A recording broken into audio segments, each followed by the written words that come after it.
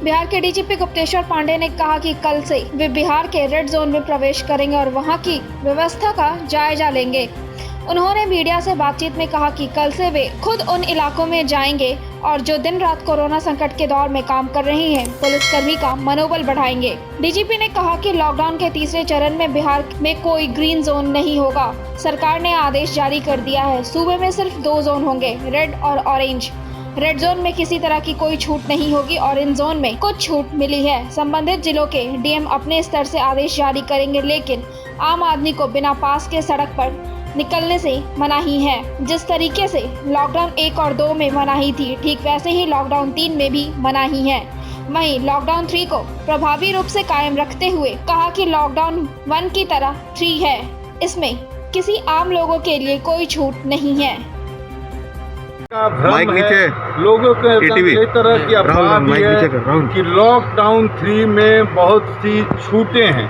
मैं ये क्लियर कर देना चाहता हूँ कि आम आदमी के लिए लॉकडाउन 3 में किसी प्रकार की कोई छूट नहीं है। जैसे लॉकडाउन के पहले चरण में आपको घर में रहना था, कहीं बाहर नहीं निकलना था, उसी तरह से तीसरे चरण में भी आपको घर में रहना है, कहीं बाहर नहीं निकलना है, लॉकडाउन के नियम का पालन करना है।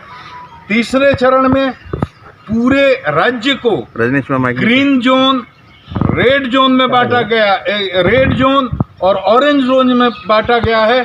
कोई भी ग्रीन जोन बिहार में नहीं है।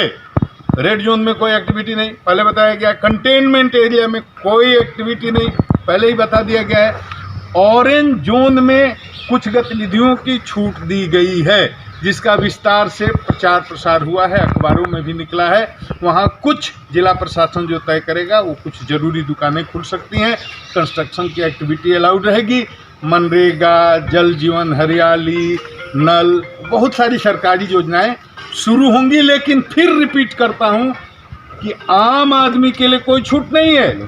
प्राइवेट जो ऑफिसेस हैं उसमें 30% लोगों को जाने की इजाज़त दी गई है। इसका मतलब रोड पर गाड़ी देखकर या मोटरसाइकिल देखकर आम आदमी को ये नहीं समझना चाहिए कि अब तीसरे चरण में हमको भी जाने की आज़ादी है। कोई मंदिर नहीं खुलेगा, कोई मस्जिद नहीं, कोई चर्च नहीं, कोई गुरुद्वारा नहीं, कोई सामूहिक पूजा पाठ नहीं, कोई अनुष्ठान नहीं, कोई शॉपिंग कॉम्प्लेक्स नहीं, कोई मॉल नहीं खुलेगा, जिम पार्क नहीं खुलेगा, बाहर कहीं टहलने की आज़ादी नहीं है। शाम को 7 बजे से सुबह 7 बजे तक तो किसी भी आदमी को किसी भी परिस्थिति में घूमने की आज़ादी नहीं है। रेड जोन के डिस्ट्रिक्ट हैं।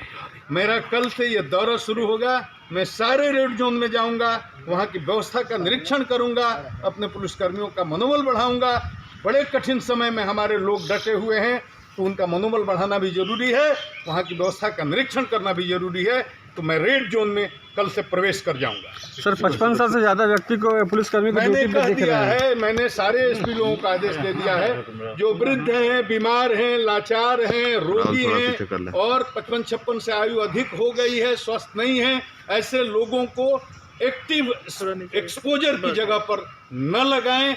उनसे कोई बहुत ही साधारण कम कठिन ड्यूटी ऑफिस में, कार्यालय में जहां जरूरत हो वहां उनसे काम लिया। सर जीआरपी को फिर से ड्यूटी पे बुला लिया गया है। जब जीआरपी ट्रेनें बंद थी तो जीआरपी पुलिस को हम लोग अलग काम में लगाए थे, विधि व्यवस्था संधारण में। जब स्पेशल ट्रेनें आ रही हैं तो जहां जितनी जरूरत है जीआरपी के बल को वापस वहां लगाया जाए। दूसरे जिले में बिना वैध सरकारी पास के कोई भी आदमी नहीं आ जा सकता है। तो पहले चरण की तरह ही ये भी तीसरा चरण है आम आदमी के लिए। कुछ सरकारी कर्मचारियों, कुछ पदाधिकारियों, कुछ लोगों के लिए कुछ जरूरी छूटें दी गई हैं, वो उनको पता है। लेकिन आम आदमी के लिए बोल रहा हूँ, उनको ये नहीं समझना चाहिए किसी प्रकार की कोई छूट है। अभी का संकट सबसे बड़ा संकट है। हमारे 10 लाख से ऊपर मजदूर भाई बहन और हमारे बेटा बेटी स्टूडेंट बाहर से आ रहे हैं। उन्हें भी नहीं पता कि कहाँ किससे छू गए होंगे, कहाँ से किसको संक्रमण हो गया होगा।